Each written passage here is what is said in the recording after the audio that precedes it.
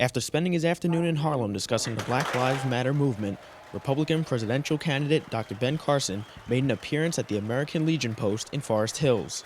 Despite trailing in recent polls, Dr. Carson has covered ground in the GOP race since last week's Fox News debate, where his closing statement was a topic of discussion. I'm the only one to separate Siamese twins. The only one to operate on babies while they were still in the mother's womb. The only one to take out half of a brain, although you would think if you go to Washington that someone had beat me to it. But in front of Wednesday's crowd of approximately 200 people, Dr. Carson joked about the airtime he received during the deliberation. Some of us did get a chance to talk about the economy. Some of us didn't get a chance to talk about much of anything. Luckily for Dr. Carson, the 16 other candidates fighting for the GOP nomination were nowhere in sight, giving the Detroit, Michigan native the opportunity to express his views on several issues like health care reform.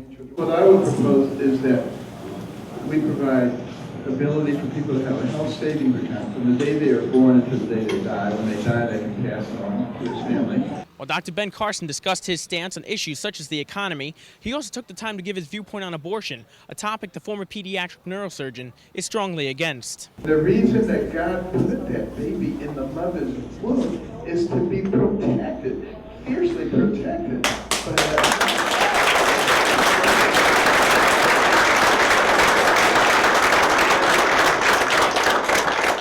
We have allowed the purveyors of division and selfishness to convince women that that baby is her enemy because it is inconveniencing her in some way, and that she should be allowed to kill it, and that anybody who disagrees with that is engaged in a war on women. I mean, that is where we have come as a society. That's sick. That is absolutely sick. Dr. Carson made an impression on those in attendance.